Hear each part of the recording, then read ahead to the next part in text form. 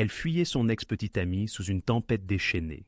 Désespérée et affolée, elle se jeta dans la première porte ouverte qu'elle trouva, sans frapper ni regarder. Son seul besoin était de se cacher. Elle ignorait alors qu'elle venait de s'introduire dans une réunion privée d'un chef de la mafia. Et plutôt que de la chasser, il décida de la protéger. Les mains d'Elena tremblaient si fort qu'elle arrivait à peine à tenir son téléphone. L'écran affichait 17 appels manqués de Marcus, un chiffre qui ne cessait de grimper. Dehors, par les baies vitrées du grand hôtel Belmont, l'éclair déchirait le ciel de Manhattan, suivi par un orage faisant vibrer les carreaux. Elle n'aurait jamais dû venir ici, ni accepter de le rencontrer une dernière fois. Mais Marcus avait eu l'air si différent au téléphone. Calme, raisonnable, comme l'homme qu'elle avait rencontré il y a 2 ans, avant les applications de surveillance sur son téléphone, avant qu'il ne se manifeste à son travail, avant qu'il ne la persuade que le quitter gâcherait sa vie. « Je veux juste tourner la page », avait-il dit. « Un café, c'est tout. » Un simple café s'était transformé en un blocage de sa voiture dans le parking souterrain. Son ton raisonnable s'était fissuré comme une vieille peinture, révélant la rage sous-jacente. « Tu penses que tu peux juste me quitter ?» avait-il hurlé, frappant sa main sur son capot. « Sais-tu seulement qui je connais, qui sont mes relations ?» Elena avait couru. Elle avait laissé son sac à main, ses clés de voiture, tout. Elle avait couru sous la pluie dans ses vêtements de travail, une blouse blanche déjà trempée et une jupe crayon qui l'empêchait d'aller vite, et avait fait irruption dans le premier bâtiment qu'elle avait vu. Maintenant, Marcus franchissait ces mêmes portes vitrées, l'eau dégoulinant de son coûteux costume, ses yeux balayant le hall comme un prédateur. Le cœur d'Elena tambourinait contre ses côtes. Le concierge était au téléphone. Les quelques clients présents dans le hall ne prêtaient aucune attention à la scène. Il lui fallait un endroit où se cacher, un lieu où il ne pourrait pas la suivre. La batterie d'ascenseur était trop exposée, le restaurant trop bondé. Il la trouverait là. Mais au fond du couloir à sa gauche, elle aperçut quelque chose, un ascenseur privé dont les portes commençaient tout juste à se refermer. Elle ne réfléchit pas, elle agit. Ses talons claquèrent sur le marbre. Elle sprinta, glissant sa main entre les portes. Elles s'ouvrirent et elle trébucha à l'intérieur, se pressant contre la paroi arrière. « Dieu merci !» souffla-t-elle, appuyant sur le bouton de l'étage penthouse. « N'importe quel étage, sauf celui-ci. » L'ascenseur monta en douceur, et pendant 30 secondes, Elena se permit de croire qu'elle était en sécurité. Elle attendrait quelques minutes à l'étage, puis descendrait par les escaliers, sortirait par une entrée latérale et appellerait la police de loin. Les portes s'ouvrirent avec un doux carillon. Elle sortit dans un couloir privé, luxe discret, moulure, une seule porte au fond. Le genre d'endroit qui coûtait plus cher la nuit que ce qu'elle gagnait en 1 mois. Elle allait juste attendre ici près de l'ascenseur, cachée de la vue, jusqu'à ce que la porte du penthouse s'ouvre. Un homme imposant, tel une montagne, vêtu d'un costume sombre, remplit l'encadrement de la porte. Une cicatrice courait de sa tempe à sa mâchoire, et ses yeux la évaluèrent en une demi-seconde. « Mauvais étage, » dit-il, sa voix ressemblant à du gravier. Sa main se porta à sa ceinture, vers quelque chose de dissimulé. « Je suis désolé, Les mots d'Elena s'en mêlèrent. Par la porte entr'ouverte, elle aperçut d'autres hommes, une table de conférence, des papiers étalés, et quelqu'un au bout de la table qui se tournait pour la regarder. « Attendez !» dit une nouvelle voix, douce, curieuse. « Faites-la entrer. » L'homme balafré hésita puis s'écarta. L'instinct de survie d'Elena lui hurlait de fuir, mais il n'y avait nulle part où aller. L'ascenseur était déjà descendu, et quelque chose dans cette voix, l'autorité qui s'en dégageait, fit avancer ses pieds avant que son cerveau ne réagisse. La suite penthouse était immense. Des baies vitrées du sol au plafond montrèrent la tempête qui faisait rage sur la ville. 6 hommes étaient assis autour de la table, tous en costumes coûteux, tous la regardant avec des degrés variables de suspicion. Des documents couvraient la table. Elle aperçut des noms, des chiffres, des photographies, avant que quelqu'un ne referme un dossier nonchalamment. À la tête de la table se trouvait la source de la voix. Il était plus jeune qu'elle ne l'avait imaginé, peut-être au milieu de la trentaine, avec des cheveux foncés coiffés en arrière et des yeux qui semblaient de capter chaque détail. Son costume coûtait probablement plus cher que sa voiture. Il tenait un verre de liquide ambré, du whisky sans doute, et il la regardait comme on examine une pièce d'échecs inattendue apparue sur l'échiquier. « Tu trembles, » observa-t-il. « Tu fuis quelqu'un. » La bouche d'Elena était sèche. Mon ex-petite amie, il est en bas. J'avais juste besoin de... Je ne voulais pas interrompre. Je vais partir. »« Asseyez-vous, » dit l'homme, désignant une chaise vide. Je ne devrais vraiment pas. J'insiste, le ton tranchant. Ce n'était pas une requête. Elena s'assit. Ses vêtements mouillés laissaient des marques sur le fauteuil en cuir, mais personne ne semblait s'en soucier. Les hommes autour de la table échangèrent des regards. Elle ne pouvait pas les déchiffrer. « Quel était votre nom » demanda l'homme. « Anna, Elena Santos. »« Elena » dit-il comme s'il savourait le mot. « Je suis Vincenzo. Et vous avez fait irruption dans une réunion très privée. » Il marqua une pause. « Votre ex-petit ami, est-il du genre jaloux, du genre dangereux ?»« Les deux, » admit Elena. La peur qui l'avait poussé en avant commençait à se fissurer, et en dessous se trouvait l'épuisement. Il ne me laissera pas partir. Il dit toujours qu'il a des amis puissants et que je regretterais de le contrarier. Quelque chose passa sur le visage de Vincenzo, de l'amusement peut-être, ou de la reconnaissance. « Ce dangereux ex-petit ami a-t-il un nom » demanda-t-il. « Marcus Webb. » La réaction fut instantanée. L'un des hommes à la table, un monsieur plus âgé aux cheveux argentés, se pencha en avant. « Webb, le protégé de William Carrington !» L'expression de Vincenzo ne changea pas, mais Elena vit ses doigts se crisper légèrement sur son verre. « Intéressant, » dit-il doucement, puis à l'homme balafré près de la porte. « Carlo, vérifie discrètement dans le hall si quelqu'un correspondant à cette description fait une scène. » Carlo hocha la tête et disparut. Le cœur d'Elena battait toujours la chamade. « Je suis désolé, je n'aurais pas dû monter ici. Je devrais partir, malgré la tempête. »« Vous voulez fuir ?» Vincenzo secoua la tête. « Fuir un homme qui est probablement encore en bas ? Non, vous resterez jusqu'à ce que nous soyons certains de votre sécurité. Considérez cela comme de l'hospitalité. » Les autres hommes à la table fixèrent leur patron comme s'il avait une seconde tête. Vincenzo se leva, se dirigeant vers la fenêtre avec son verre. La foudre illumina son profil. « Dites-moi, Elena Santos, depuis combien de temps Marcus Webb vous rend-il la vie difficile ?» Et d'une certaine manière, debout dans le penthouse d'un étranger, entourée d'hommes à l'air dangereux, Elena commença à parler. Elle n'avait aucune idée qu'elle venait d'entrer dans la seule pièce de tout New York qui pouvait tout changer. Carlo revint 15 minutes plus tard, l'eau ruisselant sur ses épaules. Il se pencha vers Vincenzo, parlant à voix basse. Mais Elena capta des fragments. « Faites une scène, exige de fouiller les étages. Le concierge a appelé la sécurité. » La mâchoire de Vincenzo se contracta de manière presque imperceptible. Il sortit son téléphone, tapa quelque chose rapidement, puis le remit dans sa poche. « Gère ça. » Carlo hocha la tête et repartit, cette fois avec 2 autres hommes de la table. L'estomac d'Elena se serra. « Il va se faire arrêter. Marcus ne supporte pas le rejet. »« Il ne sera pas arrêté, » dit Vincenzo, de retour à sa place. La réunion était clairement terminée. Les hommes restants rangèrent les documents, agissant avec une efficacité routinière. « Mon équipe de sécurité a un arrangement avec l'hôtel. Votre ex-petit ami sera escorté poliment mais fermement. »« Votre équipe de sécurité ?» Elena regarda autour de la suite. Les pièces du puzzle s'assemblèrent dans son esprit. Le respect que ces hommes montraient à Vincenzo, la manière désinvolte avec laquelle il avait passé un coup de fil, et s'attendait à ce que les problèmes disparaissent. « Qui êtes-vous » Un léger sourire effleura ses lèvres.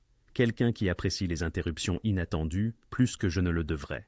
Il fit un geste vers la table maintenant vide. « Vous avez du cran, Elena Santos. La plupart des gens qui tombent sur mes réunions privées ne s'assoindaient pas et ne me racontent pas leur vie.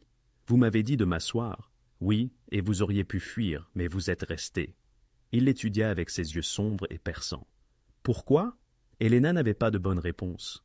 Peut-être parce que fuir n'avait pas fonctionné. Peut-être parce que quelque chose chez cet étranger semblait plus sûr que l'homme qui prétendait l'aimer. « Je suis fatigué de fuir. » Vincenzo resta silencieux un instant, puis se leva et marcha vers un chariot-bar près des fenêtres. « Un verre. Je devrais vraiment partir. La tempête ne se calme pas. Votre ex-petit ami est actuellement en train d'être évacué du hall. Je garantis qu'il ne part pas sans broncher. Et, à moins que je ne me trompe, vous avez laissé votre sac à main, vos clés et votre téléphone dans votre voiture. » Il versa 2 verres d'un liquide ambré. « Vous n'avez nulle part où aller ce soir, pas en toute sécurité. » Il avait raison, et ils le savaient tous les deux. Elena accepta le verre, le cristal pesant dans sa main. Elle prit une petite gorgée.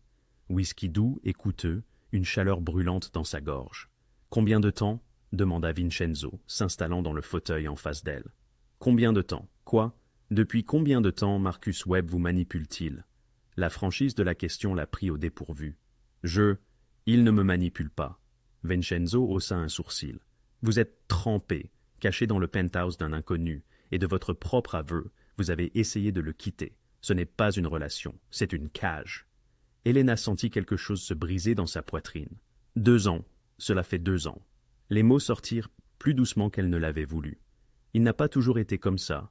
Au début, il était charmant, attentionné. Puis ce furent de petites choses. Vérifier ma localisation, vouloir mes mots de passe, se fâcher quand je parlais à des collègues masculins.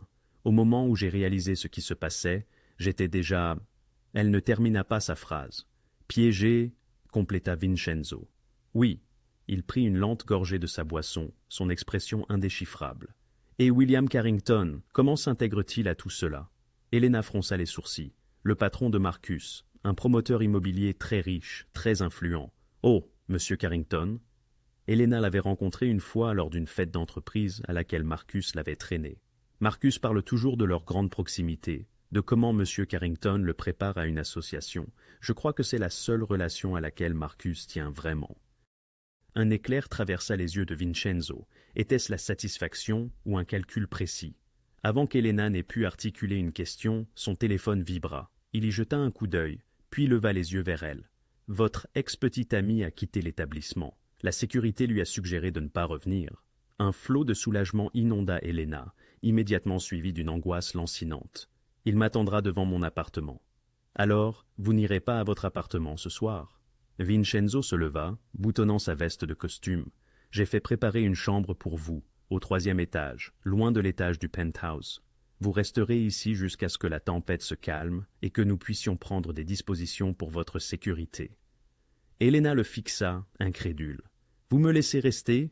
Pourquoi? » « Parce que je le peux. » Sa réponse était d'une simplicité désarmante, comme si cela expliquait tout. Et parce que Marcus Webb est exactement le genre d'homme qui doit apprendre qu'il ne peut pas tout avoir.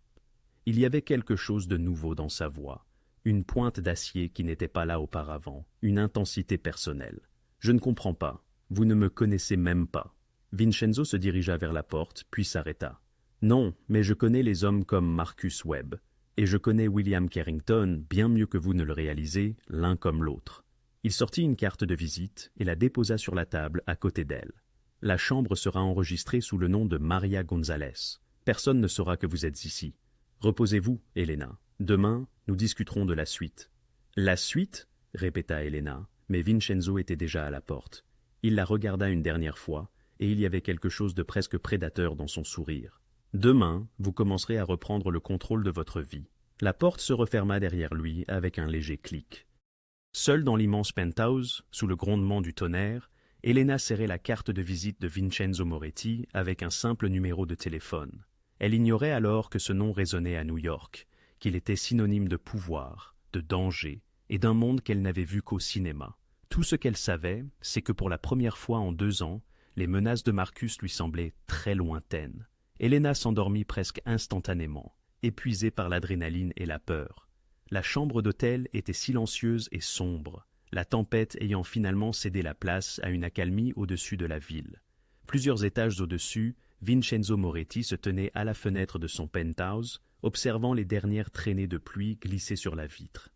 Derrière lui, son concilière, Dominique Rousseau, un homme aux yeux vifs, était assis à la table de la salle à manger, son ordinateur portable et 3 téléphones à portée de main. « Vous êtes imprudent, » dit Dominique sans lever les yeux. « Héberger une femme au hasard parce qu'elle a fui son petit ami.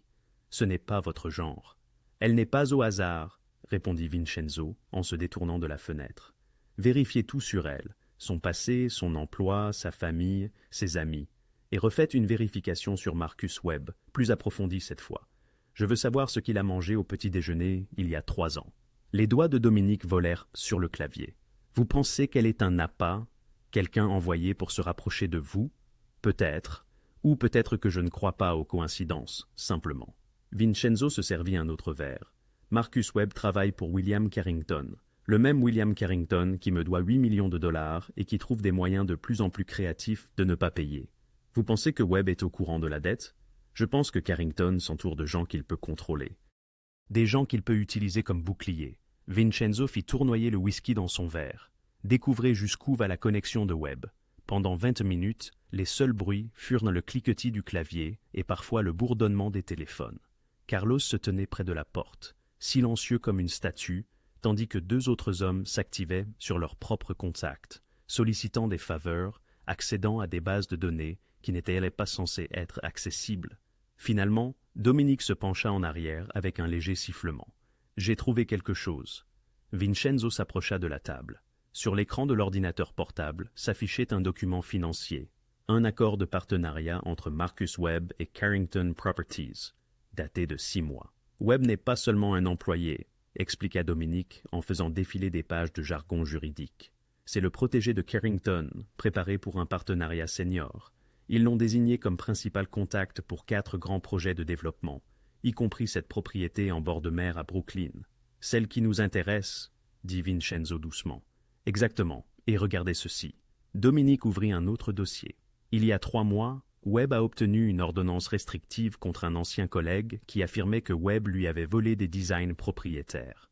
L'avocat du collègue a soudainement abandonné l'affaire. Devinez qui a réglé les frais juridiques? Carrington, 500 000 $ pour faire disparaître l'affaire. Carrington couvre les bêtises de Webb depuis plus d'1 an maintenant. Dominique cliqua sur un autre écran. Mais c'est là que ça devient intéressant. Webb n'est pas seulement le chouchou de Carrington, il est aussi sa police d'assurance. Regardez son autorisation de signature. Vincenzo se pencha, les yeux plissés. Webb a l'autorité de cosignature sur 3 des sociétés écrans de Carrington. Celle que Carrington utilise pour déplacer de l'argent quand il ne veut pas que son nom y soit associé. La voix de Dominique contenait une note de satisfaction. Y compris les comptes d'où nos 8 millions de dollars auraient dû provenir. Le silence tomba dans la pièce. Donc, si quelque chose arrive à Webb, dit Vincenzo lentement, ces comptes deviennent compliqués à accéder pour Carrington. Extrêmement compliqués. La signature de Webb est légalement requise pour tout transfert majeur. Il faudrait à Carrington des mois pour démêler les papiers, peut-être plus. Et pendant ce temps, tout le monde regarderait ses comptes, posant des questions. Dominique ferma l'ordinateur portable. Webb n'est pas seulement un employé, c'est un bouclier et un verrou à la fois. Vincenzo retourna à la fenêtre, son esprit analysant les implications. 8 millions de dollars, 6 mois de retard et d'excuses de la part de Carrington. Et maintenant, une femme fuyant l'atout le plus précieux de Carrington lui était littéralement tombée dessus. « Et la fille ?» demanda Carlos depuis l'embrasure de la porte. Dominique sortit le dossier d'Elena. Elena Maria Santos, 27 ans, coordinatrice de projet pour une agence de marketing à Midtown, casier judiciaire vierge, pas de dette, pas d'antécédents criminels, parents décédés dans un accident de voiture il y a 5 ans, pas de frères et sœurs, quelques amis proches, mais elle s'est de plus en plus isolée au cours des 18 derniers mois. Depuis qu'elle a commencé à fréquenter Webb, compléta Vincenzo. Exactement, ses réseaux sociaux se sont éteints à peu près au même moment, classique d'une relation abusive. Dominique fit défiler plus de données. Elle a essayé de quitter Webb 2 fois auparavant. Une fois, il s'est présenté à son bureau avec des fleurs et des excuses. Elle a été renvoyée pour avoir causé une scène et elle a dû trouver un nouveau travail. La 2e fois, quelqu'un a crevé ses pneus et a cambriolé son appartement. Rapport de police déposé, mais jamais étudié. L'expression de Vincenzo s'assombrit. Laissez-moi deviner, Carrington a aussi fait disparaître cette enquête.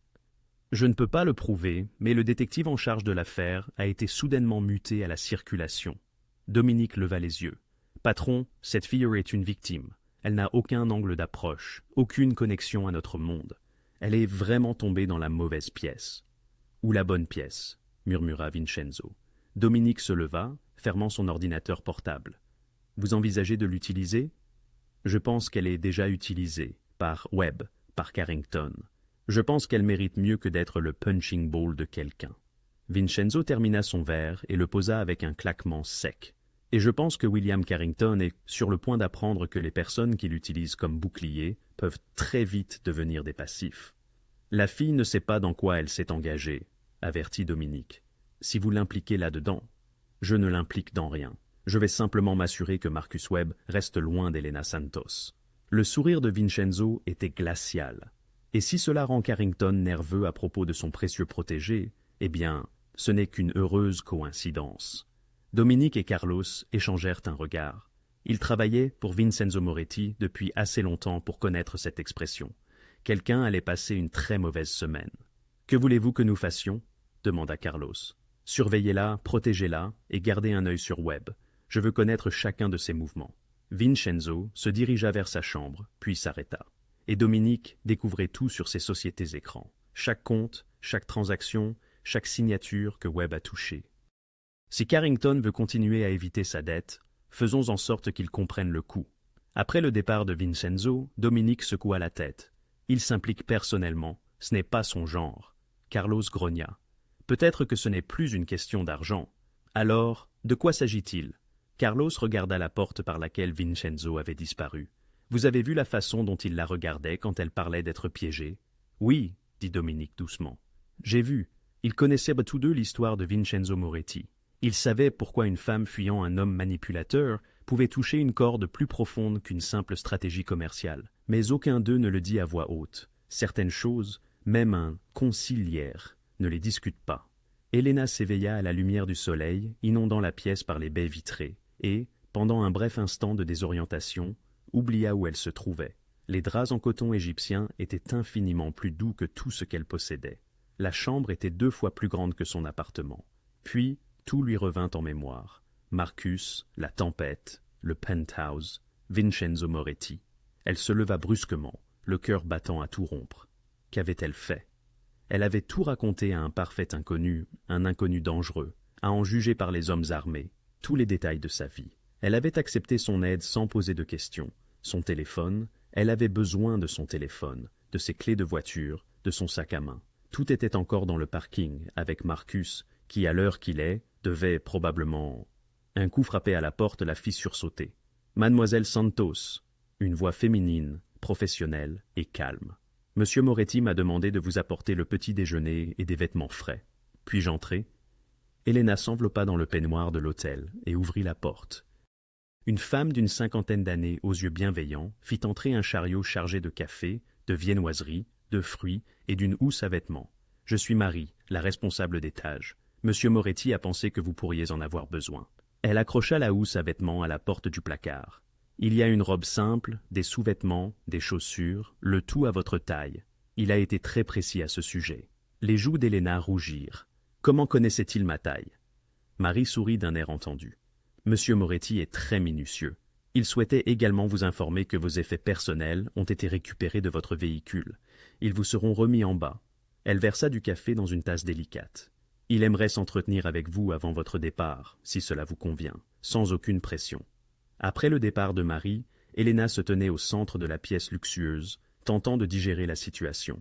Vincenzo avait tout orchestré, les vêtements, le petit déjeuner, la récupération de ses affaires pendant qu'elle dormait. C'était attentionné, mais aussi d'une nature contrôlante qui lui nouait l'estomac d'une anxiété familière. Cependant, elle se dit que ce n'était pas la même chose. Le contrôle de Marcus découlait de la possession et de la propriété, tandis que celui-ci semblait différent. Était-ce de la protection ou de la stratégie? Elle n'était pas certaine de savoir quelle possibilité la dérangeait le plus. La robe lui allait à merveille. Bleu marine sobre, professionnelle, mais élégante. Elena tressa ses cheveux humides et s'efforça de ne pas ressembler à une personne qui avait passé la nuit à fuir son ex-petite amie. 30 minutes plus tard, elle sortit de l'ascenseur dans le hall. Vincenzo l'attendait près du comptoir du concierge, dégageant une impression de puissance sans effort dans son costume anthracite. Lorsqu'il la remarqua, une lueur traversa son visage, peut-être de l'appréciation, avant que son expression ne devienne un accueil poli. « Elena, vous semblez reposée. »« Grâce à vous, » répondit-elle, serrant son sac à main récupéré comme une bouée de sauvetage. « Je ne sais pas comment vous remercier pour tout, la chambre, les vêtements, la récupération de mes affaires. Vous n'avez pas besoin de me remercier. » Il gesticula vers la sortie où une voiture noire attendait à l'arrêt. « Mon chauffeur vous conduira où vous le souhaitez. Votre appartement, votre travail, la maison d'un ami, à vous de choisir. » Elena jeta un coup d'œil à la voiture, puis à lui. « Et Marcus ?» Marcus Webb a passé la nuit seul dans son appartement à Tribeca. Mes équipes l'ont surveillé. Le ton de Vincenzo était décontracté, mais Elena ne manqua pas l'implication. Il avait fait surveiller Marcus toute la nuit. Il a passé plusieurs appels à William Carrington vers 2 heures du matin. Je soupçonne qu'il n'est pas ravi de l'humiliation d'hier soir. Carrington, Elena se souvint de ce nom de la nuit dernière. Son patron, Marcus l'idolâtre. Oui, eh bien, le sourire de Vincenzo était mince. William Carrington et moi avons des affaires en suspens, mais cela ne vous concerne pas. Il sortit une carte, la même qu'il lui avait donnée la nuit précédente, et la pressa dans sa main. Gardez ceci. Si Marcus vous contacte, ou s'il apparaît près de vous, appelez-moi immédiatement. Je ne peux pas continuer à dépendre de vous pour... Helena, prononça-t-il son nom doucement, mais avec une autorité qui la fit s'interrompre en plein milieu de sa phrase. Les hommes comme Marcus Webb n'abandonnent pas facilement, surtout après avoir été humiliés. Il tentera de vous contacter par des fleurs, des excuses, des menaces. Peut-être les trois. Quand cela arrivera, vous m'appellerez. Compris? Elle eut envie de protester, d'insister qu'elle pouvait gérer cela seule, mais la vérité était qu'elle essayait de le gérer seule depuis des mois, sans succès. D'accord, bien.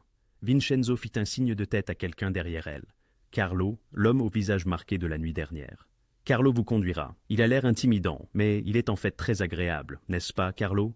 Un délice, patron, grommela Carlo. Malgré tout, Helena esquissa presque un sourire. Elle fit un pas vers la porte, puis se retourna. Pourquoi me venez-vous en aide? Vraiment? Vincenzo resta silencieux un instant, la scrutant de ses yeux sombres et calculateurs. Disons simplement que je n'apprécie pas les hommes qui utilisent leur pouvoir pour nuire à des personnes plus faibles qu'eux. Marcus Webb est un lâche, se cachant derrière l'argent et l'influence de William Carrington. Quelqu'un doit lui rappeler qu'il n'est pas aussi protégé qu'il le croit. Il y avait quelque chose de sous-jacent à ces paroles, quelque chose de personnel et de dangereux. Helena se demanda quelle histoire se cachait derrière cette expression soigneusement contrôlée. « Merci », dit-elle à nouveau, le pensant sincèrement. « Ne me remerciez pas encore. » Le sourire de Vincenzo n'atteignit pas ses yeux. Nous ne faisons que commencer. Carlo lui ouvrit la portière de la voiture, et Helena s'installa dans l'habitacle en cuir. Alors qu'ils s'éloignèrent de l'hôtel, elle aperçut Vincenzo au téléphone, déjà plongé dans une conversation.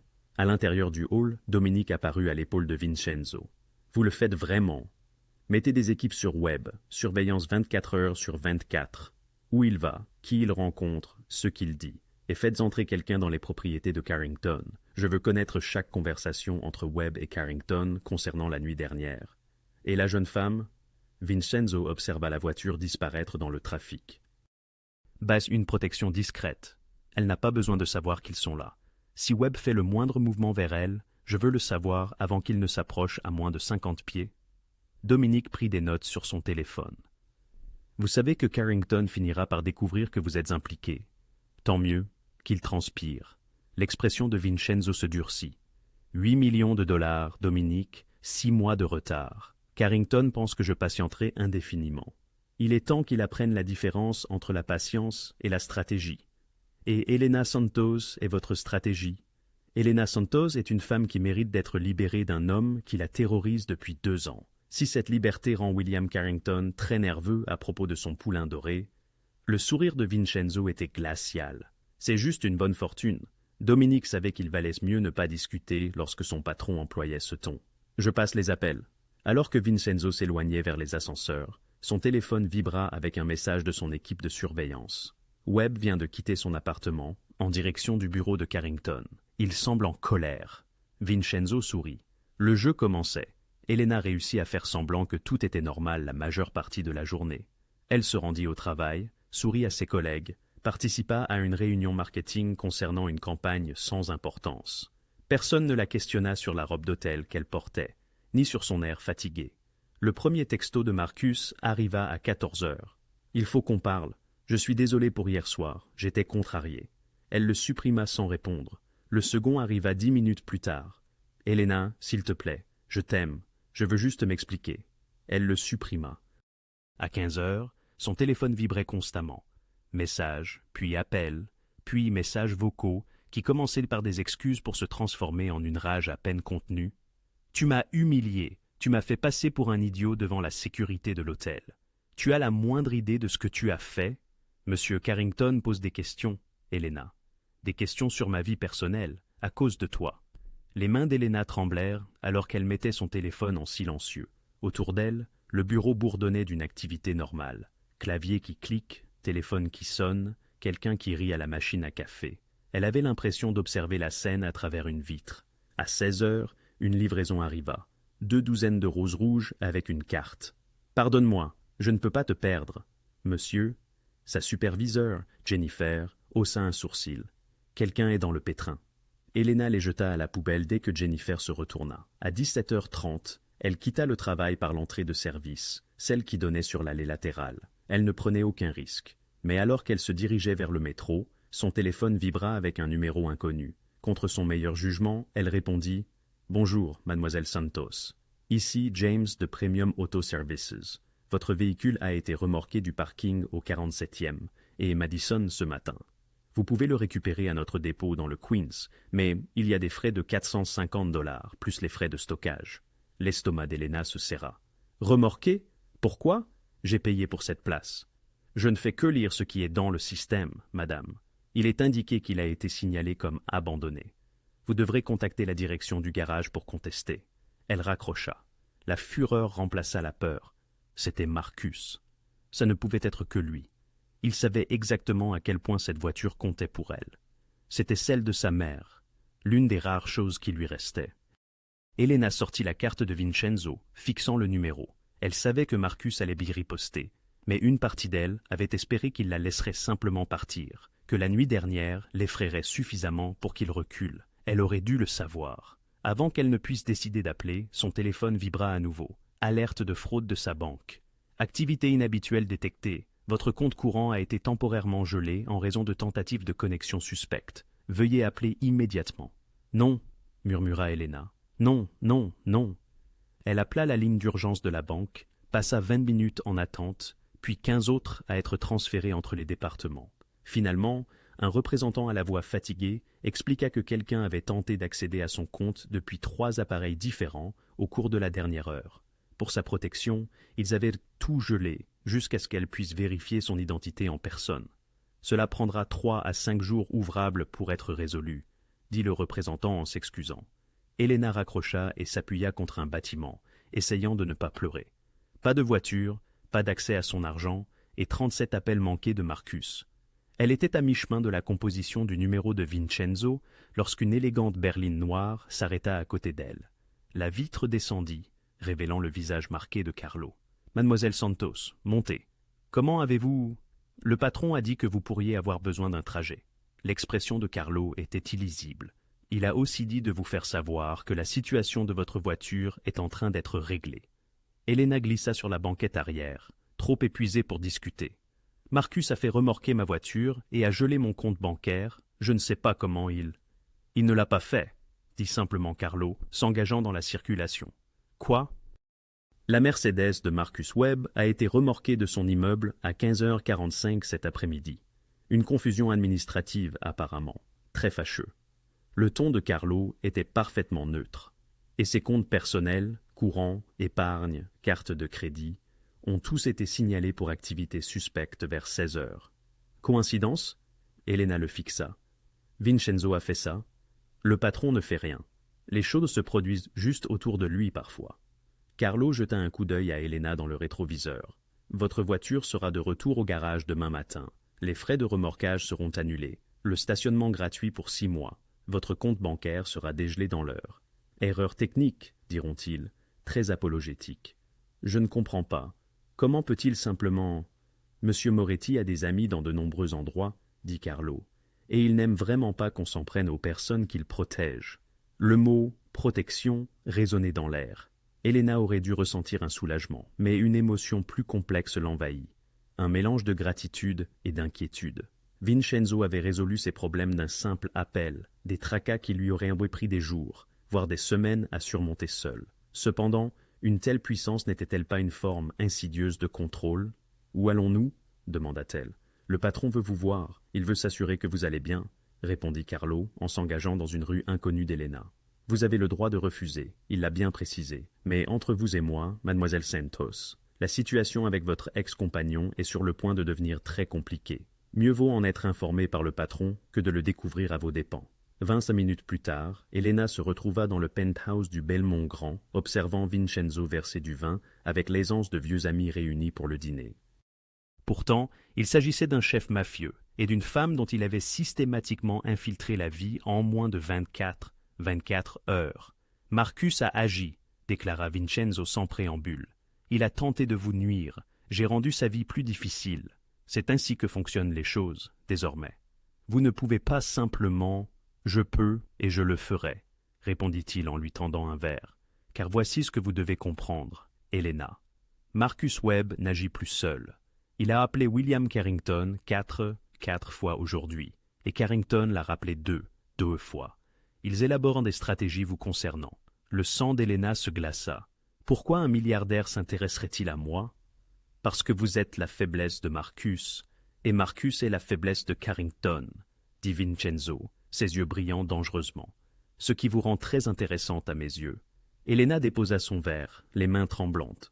Je ne suis pas une arme, je ne suis pas une pièce d'échec dans votre jeu avec ces gens. Non, approuva Vincenzo d'une voix calme. Vous êtes une femme qui mérite de vivre sans peur. Mais, Helena, ces hommes vous utilisent déjà comme une pièce d'échec. Je m'assure simplement que vous ne soyez pas sacrifiée dans le processus. À travers les fenêtres, la ville scintille de lumière nocturne.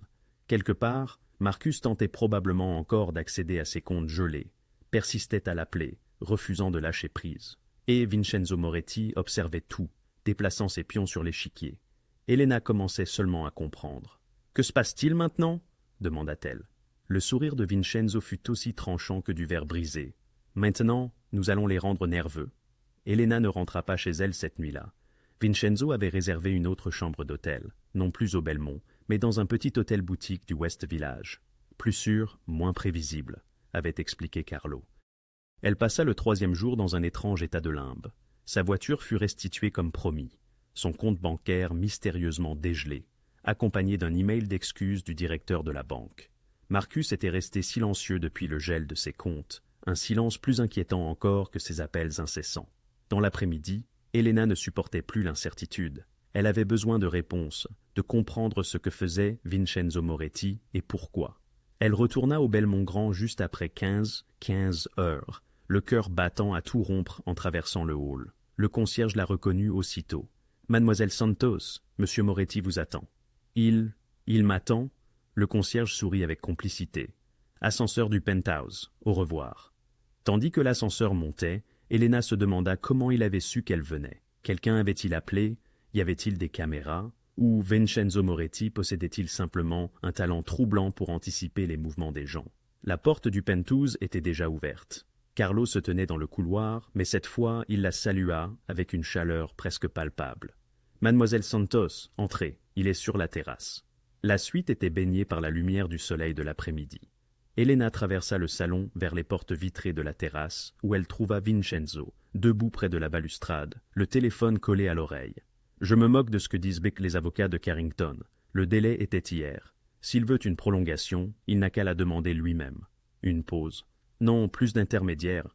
Si William Carrington veut négocier, qu'il m'appelle directement. » Il raccrocha et se retourna, sans surprise de trouver Helena là. « Vous êtes venue?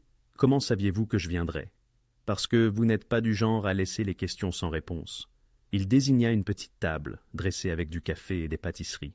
« Asseyez-vous. »« Vous avez l'air de n'avoir rien mangé. »« Je n'ai pas faim, je suis confuse, » dit Helena, restant debout, les bras croisés. « Ma voiture est mystérieusement revenue. Mon compte bancaire a été dégelé. Marcus est devenu complètement silencieux. Et apparemment, tout le monde dans cet hôtel sait que je viens avant moi. Que se passe-t-il » Vincenzo versa 2 tasses de café, lui en tendit une malgré sa protestation. « Vous êtes mis sous protection. Cela a commencé depuis que vous êtes parti d'ici hier matin. »« Protection? Vous voulez dire surveillance? »« Je veux dire protection, » rectifia-t-il calmement. « Marcus Webb est en train de perdre le contrôle. Mes hommes le tiennent à distance de vous. C'est tout. »« C'est tout ?» La voix d'Helena monta. « Vous avez pris le contrôle de ma vie en 3 jours. Vous décidez où je loge, ce qui arrive à ma voiture, et probablement ce que je mange au petit déjeuner. Vous avez mangé du porridge ce matin au café de l'hôtel, dit Vincenzo d'une voix douce, avec des myrtilles. Helena le fixa, la fureur et quelque chose d'autre, quelque chose qu'elle ne voulait pas nommer, se disputant dans sa poitrine. Ce n'est pas acceptable. Vous ne pouvez pas tout orchestrer autour de moi comme si j'étais un projet. Vous avez raison. L'accord l'a surpris. Vincenzo posa son café et s'approcha, mais sans menace. « Vous avez absolument raison. Je contrôle la situation, parce que c'est ce que je fais. C'est comme ça que j'ai survécu dans mon monde. » Il fit une pause. « Mais vous n'êtes pas dans mon monde. Vous n'avez rien demandé de tout cela. Et si vous voulez que je me retire, je le ferai. »« Vous le ferez ?» Helena ne le crut pas. « Je rappellerai mes hommes, annulerai l'hôtel. vous rendrez votre vie exactement telle qu'elle était il y a trois jours. Ses yeux sombres croisèrent les siens. Mais Marcus ne s'arrêtera pas. Et Carrington était maintenant personnellement investi à maintenir Marcus heureux et fonctionnel. Sans protection, vous auriez affaire à eux deux, seuls. Helena aurait voulu discuter, mais elle savait qu'il avait raison. Les fleurs, la voiture remorquée, les comptes gelés, ce n'était que le début. Marcus ne reculait jamais. Il intensifiait sa pression. « Je ne veux pas être votre projet, » dit-elle doucement. « Je ne veux pas être redevable envers vous. Vous ne me devez rien. » La voix de Vincenzo s'adoucit d'une manière qu'elle n'avait jamais entendue auparavant. « Helena, je ne fais pas cela parce que j'attends quelque chose de vous. Je le fais parce que je le peux, et parce que c'est la bonne chose à faire. Les gens comme vous ne font pas les choses simplement parce qu'elles sont justes. » Un éclair de douleur, peut-être, ou d'une ancienne colère, traversa son visage. « Les gens comme moi, vous voulez dire des criminels, des hommes dangereux? Je parle d'hommes de pouvoir qui l'utilisent pour contrôler des situations, des gens. » Helena soutint son regard directement, refusant de céder. « Vous n'êtes pas Marcus, je le sais, mais vous prenez toujours des décisions pour moi sans me consulter. » Le silence s'étira entre eux. Puis, de manière inattendue, Vincenzo rit. Un vrai rire, pas le sourire froid qu'elle avait vu auparavant. « Vous avez raison. » Encore une fois, il secoua la tête. « La plupart des gens ne me parlent pas comme ça. La plupart des gens sont trop effrayés ou trop intelligents. Peut-être que je ne suis ni effrayée ni intelligente, dit Helena. Mais elle souriait maintenant, elle aussi. Non, vous êtes les deux. C'est ce qui vous rend intéressante. Vincenzo s'appuya contre la balustrade, l'étudiant. D'accord, nouvel arrangement. Je vous dirai tout ce que je fais. Vous aurez une transparence totale. Et si vous voulez que j'arrête, j'arrête. Marché conclu. Juste comme ça? Juste comme ça. Quelque chose dans son expression changea, devint plus authentique, moins réservé. Mais je vais vous demander de me faire confiance encore quelques jours. Non pas parce que je vous contrôle, mais parce que je suis très près de rendre la vie de Marcus Webb extrêmement compliquée, et par extension, la vie de William Carrington encore pire. Helena sirota le café qu'il lui avait donné, pensant « Les 8 millions de dollars. C'est de ça qu'il s'agit au fond, n'est-ce pas ?» Vincenzo haussa un sourcil. « Vous avez bien écouté. Je ne suis pas stupide. Vous avez dit que Carrington et vous avez des affaires inachevées, et j'ai assez entendu la première nuit. » Elle posa la tasse. « Vous utilisez ma situation avec Marcus pour faire pression sur Carrington. »« Partiellement, » admit-il. « Mais, Helena, je vous aurais aidé de toute façon. L'angle Carrington a juste rendu cela stratégiquement bénéfique pour tout le monde, sauf Marcus, concéda Vincenzo. Et il mérite tout ce qui lui arrive. Il y avait quelque chose dans sa voix, une conviction qui dépassait les affaires. Helena pensa à ce que Carlo avait dit. Le patron n'aime vraiment pas que l'on s'en prenne aux personnes qu'il protège. Pourquoi vous souciez-vous autant de moi, en particulier? Demanda-t-elle. Vincenzo resta silencieux un long moment, regardant la ville. Parce que je sais ce que c'est de se sentir piégé par quelqu'un de plus puissant que soi, et je sais ce qu'il en coûte pour se libérer. Il la regarda. Vous êtes entrée par accident dans ma vie, Helena.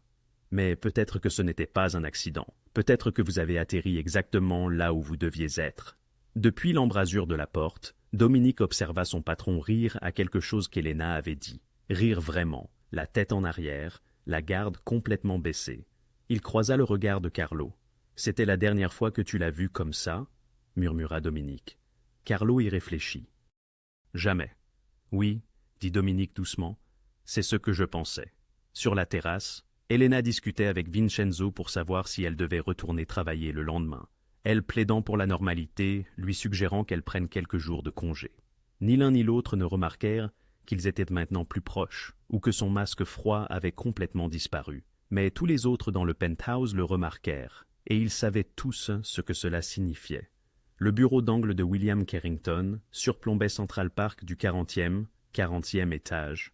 Il se tenait à la fenêtre, la mâchoire serrée, écoutant son chef de la sécurité expliquer comment la vie de Marcus Webb était devenue un désastre soigneusement orchestré au cours des trois derniers jours. La voiture remorquée, les comptes gelés, l'incident de l'hôtel. Tout est lié, monsieur. Quelqu'un avec de sérieuses ressources cible spécifiquement Webb. Pas quelqu'un, dit froidement Carrington. Vincenzo Moretti. Son avocate, Patricia Chun, leva brusquement les yeux de sa tablette. Vous en êtes certain? Le Belmont Grand est l'une de ses propriétés. Mes collaborateurs investiguaient. Webb avait tenté, ce soir-là, d'accéder à l'étage penthouse, et avait été conduit par l'équipe de sécurité personnelle de Moretti. Carrington, s'étant détourné de la fenêtre, poursuivit. « Et le timing est trop commode. Moretti me talonne pour le paiement de Brooklyn depuis des mois. Soudain, mon associé le plus précieux est systématiquement démantelé. » Patricia interrogea. « Qu'est-ce que Webb a à voir avec votre dette envers Moretti ?» L'expression de Carrington s'assombrit. Webb détient l'autorité de signature sur les comptes d'où cet argent devrait provenir. Si Webb devient instable, ses transferts se compliquent. Moretti le sait. Patricia déclara alors, lentement, « Donc, c'est un levier. Il fait pression sur Webb pour qu'il vous fasse pression. » Carrington renchérit. « Pire, il donne l'impression que Webb n'est pas fiable. Si je perds confiance en Webb, je perds l'accès à la moitié de mes sociétés écrans. » Le téléphone de Carrington vibra. Un 7e appel de Marcus ce jour-là, qu'il ignora. « Obtenez-moi tout sur cette jeune femme, cette Elena Santos. » C'est là que tout a commencé. 2 heures plus tard, Patricia revint avec le dossier. Elle n'est personne, simple coordinatrice marketing de niveau intermédiaire. Pas de famille, pas de connexion. Elle essaie de quitter Webb depuis des mois. Rien ici ne vous menace. Carrington riposta. Alors pourquoi Moretti s'intéresse-t-il à elle? Patricia hésita. Peut-être pas. Peut-être qu'elle s'est juste retrouvée au milieu. Ou peut-être Moretti voit-il quelque chose que nous ne voyons pas. Il la protège. Nous avons la confirmation d'au moins 3 de ces hommes en surveillance rotative de son appartement et de son lieu de travail. Les yeux de Carrington se rétrécirent. 3 hommes pour une inconnue. Il prit une décision. Je veux que notre propre équipe la surveille 24 heures sur 24. Je veux savoir pourquoi Moretti se soucie de cette jeune femme et maîtriser Webb. Envoyez-le à la propriété du Connecticut pour quelques jours. Dites-lui que c'est pour sa propre protection. Patricia avertit. Il n'ira pas de son plein gré. Il est obsédé par l'idée de récupérer Elena. Le ton de Carrington devint glacial. Je me fiche de ce qu'il veut. Marcus travaille pour moi, et en ce moment, c'est un fardeau. Sortez-le de la ville et déployez notre équipe de relations publiques. Si Moretti tente de divulguer quoi que ce soit sur Webb ou nos affaires, je veux que cela soit enterré avant que cela n'atteigne Internet. Tandis que Patricia prenait des notes, elle demanda « Et les 8 millions ?» Carrington répliqua « Qu'en est-il, William ?» Patricia suggéra « Peut-être qu'il est temps de le payer. » Mettre fin à cela avant que la situation ne dégénère davantage. Le rire de Carrington fut amer. On ne paie pas des hommes comme Vincenzo Moretti en s'attendant à ce qu'ils disparaissent.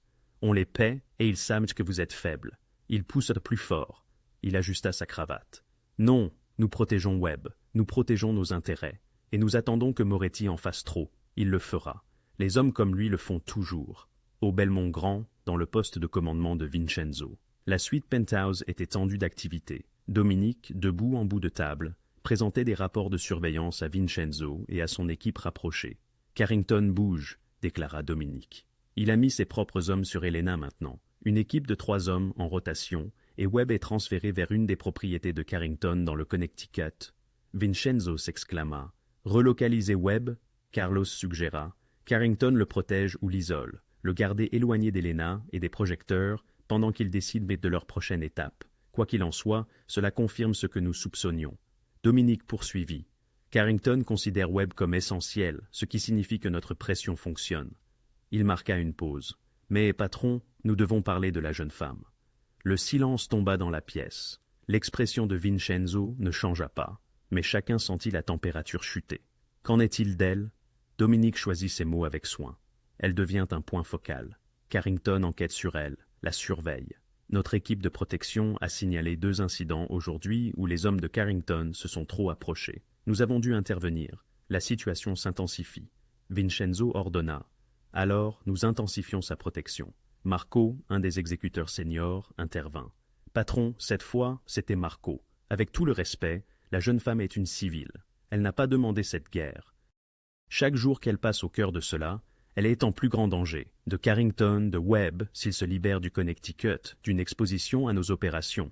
Vincenzo, d'une voix dangereusement basse, demanda « Que suggérez-vous » Marco répondit sans détour « Je suggère qu'elle devienne un fardeau, non pas à cause de ce qu'elle a fait, mais parce que Carrington vous voit maintenant comme son point faible. Il va l'utiliser. » Vincenzo se leva lentement. « Elena Santos est sous ma protection. Cela ne change pas parce que William Carrington se nerve. » Dominique intervint avec douceur.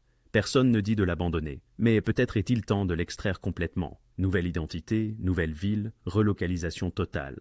L'emmener là où Carrington et Webb ne pourront pas la trouver. Une rupture nette. Vincenzo rétorqua. Elle a une vie ici, un travail, des amis. Dominique contesta. Une vie où elle est surveillée par 2 organisations différentes et où son ex-petit ami est conseillé par un milliardaire sur la façon de la récupérer. Patron, vous vous impliquez personnellement. Nous le voyons tous, et c'est bien. C'est votre décision. Mais l'implication personnelle rend les gens imprudents. Cela les rend vulnérables. La mâchoire de Vincenzo se serra. « Mettez-vous en doute mon jugement ?» Dominique, dont la voix s'était adoucie, expliqua. « J'essaie de vous protéger. Et il est évident que vous vous souciez de cette femme. Mais se soucier d'elle signifie la garder en vie, même si cela implique de la laisser partir. » Le silence fut insoutenable. Finalement, Vincenzo parla. « Doublez le dispositif de protection. Je veux 6 hommes sur elle en permanence. Les nôtres, pas ceux de Carrington. Si ces gens approchent à moins de 15 mètres, 50 pieds, je veux en être informé immédiatement. » Il regarda autour de la table. « Elena Santos, elle fait ses propres choix, et quiconque a un problème avec cela peut partir maintenant. » Personne ne bougea. « Bien, renvoi. » Tandis que la pièce se vidait, seul Dominique demeurait. « Vous savez que j'ai raison. » Vincenzo admit. « Vous avez raison qu'elle est en danger. Mais je n'ai pas tort de dire qu'elle mérite un choix. Tout le monde dans sa vie a pris des décisions pour elle. Marcus Carrington, même nous dans une certaine mesure. Je ne lui enlèverai pas la seule chose qui lui reste. L'autonomie. » Dominique rétorqua. Même si ce choix la tue, Vincenzo se tourna vers son plus vieil ami. « Alors, je veillerai à ce qu'il n'en soit pas ainsi. » Après le départ de Dominique, Vincenzo resta à la fenêtre, observant les lumières de la ville. Son téléphone affichait 3, messages d'Elena, des mises à jour informelles sur sa journée, de petits moments de normalité dans le chaos. Elle commençait à lui faire confiance, ce qui signifiait que Dominique avait raison sur un point. Il s'impliquait personnellement. Et dans son monde, l'implication personnelle était la plus dangereuse de toutes les faiblesses. Son téléphone vibra avec une alerte de l'équipe de protection. Équipe de Carrington tentant une approche, sujet actuellement au travail. Avis, Vincenzo répondit « Interceptez, faites-leur clairement comprendre qu'elle est intouchable. » 3 minutes plus tard, un autre message. Message délivré, il recule. Vincenzo s'accorda un léger sourire. Que Carrington envoie ses avocats et ses équipes de relations publiques. Qu'il protège Marcus Webb dans le Connecticut. La guerre ne faisait que commencer. Et William Carrington n'avait aucune idée à quel point il avait déjà perdu. Elena resta tard au travail, le 5e jour, tentant de rattraper des projets négligés pendant le tumulte de la semaine précédente. Lorsqu'elle quitta le bâtiment, il était plus de 20 heures. Les rues étaient bondes à plus sombres que d'habitude. Une ampoule avait grillé dans le parking derrière son bureau. Elle aurait dû éviter de prendre la sortie arrière. Marcus apparut derrière un camion de livraison, lui barrant le chemin vers sa voiture. Le cœur d'Elena tomba dans sa gorge. Il avait l'air terrible, non rasé, son coûteux costume froissé, les yeux fous, mêlant désespoir et rage. Ce n'était plus l'homme posé qu'il avait jadis charmé, c'était quelqu'un qui s'effondrait. « Nous devons parler, » dit Marcus, sa voix tremblante. Elena recula d'un pas, sa main plongeant dans son sac pour son téléphone. « Restez loin de moi, j'appellerai la police. »« La police ?» Marcus rit, un son sec. « Vous pensez que la police vous aidera? Avez-vous une idée de ce que vous m'avez fait? Monsieur Carrington m'a envoyé ailleurs. » Elena protesta. « Ailleurs? Comme si j'étais un fardeau à cause de vous. Je ne vous ai rien fait. » Il la coupa. « Vous m'avez humilié. » Il s'approcha, et Elena vit que ses mains étaient serrées en poing. « Vous avez couru à cet hôtel, vous avez fait une scène, et maintenant tout le monde pense que je suis une sorte de plaisanterie instable. Les avocats de Carrington posent des questions. Mes comptes ont été gelés. Ma voiture a été dépannée. Et vous savez quelle est la pire partie? » Le dos d'Elena heurta sa voiture. Plus aucun recul possible. « Le pire, » continua Marcus, sa voix baissant jusqu'à un murmure dangereux, « c'est que je sais que quelqu'un vous a aidé, quelqu'un avec assez de pouvoir pour bouleverser ma vie. Et je pense que vous savez exactement de qui il s'agit. » Elena affirma. « Je ne sais pas de quoi vous parlez. » Marcus claqua sa main contre la vitre de sa voiture, la faisant tressaillir. « Ne me mentez pas. Vous croyez être si maligne à courir vers un gangster pour vous protéger? Vous croyez qu'il se soucie de vous? Vous n'êtes qu'un outil pour lui, Elena. Un moyen d'atteindre Carrington. Et quand il aura fini de vous utiliser... » Il ne termina pas sa phrase. 3 hommes surgirent des ombres si rapidement et silencieusement que Marcus ne les vit pas avant qu'ils ne soient pas là. La main massive de Carlos se referma sur l'épaule de Marcus, le tirant en arrière d'Helena avec une force sans effort. « Éloignez-vous de la dame, » dit Carlos calmement. Marcus tenta de se dégager, mais un autre homme, plus jeune, aux yeux froids, lui barra le chemin. « Vous devez partir maintenant.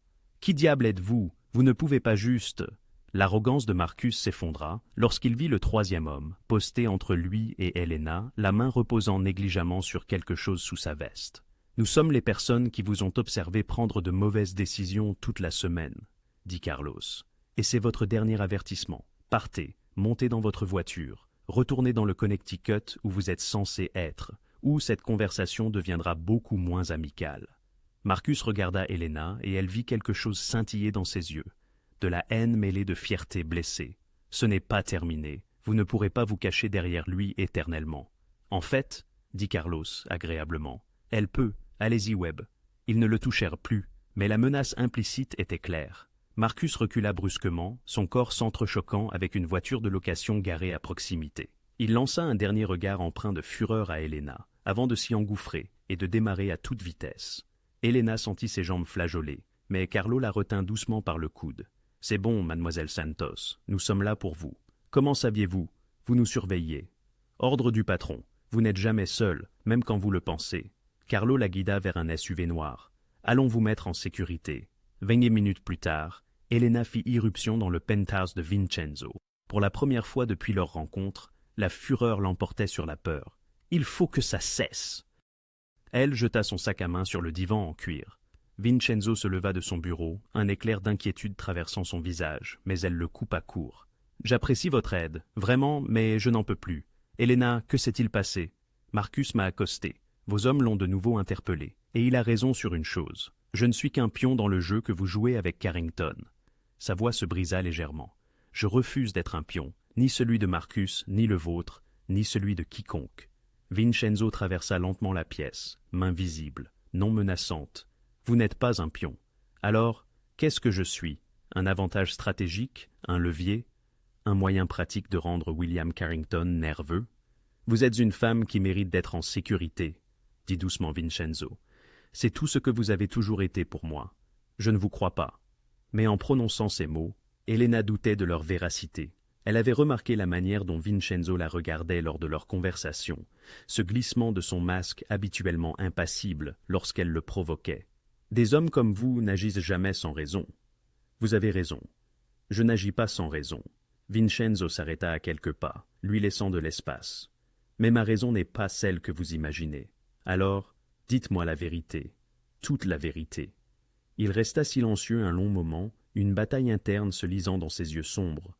Finalement, il parla. Quand j'avais 16 ans, j'ai vu ma mère essayer de quitter mon père pendant 3 longues années. Il était, un homme puissant dans notre monde.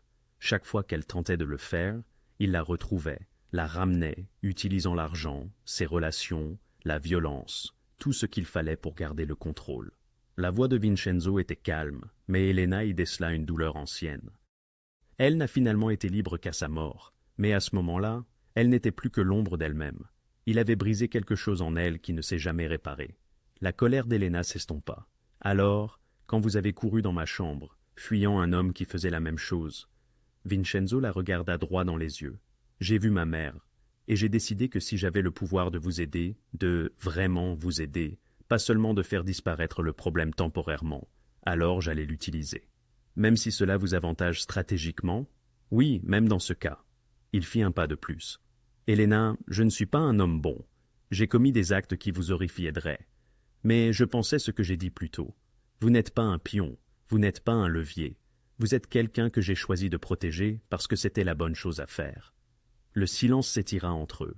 Helena voulait rester en colère, maintenir cette distance qui la protégeait, mais elle voyait la vérité sur son visage. « Promettez-moi quelque chose, » dit-elle finalement. « Tout ce que vous voudrez. Promettez-moi que c'est votre parole. Pas une transaction, pas une stratégie. Votre parole que vous me garderez en sécurité jusqu'à ce que tout cela soit vraiment terminé. » Vincenzo n'hésita pas. « Vous avez ma parole, non pas en tant qu'homme d'affaires, non pas en tant que... » Il marqua une pause. « Ce que je suis, mais en tant que Vincenzo Moretti, l'homme qui se tient devant vous.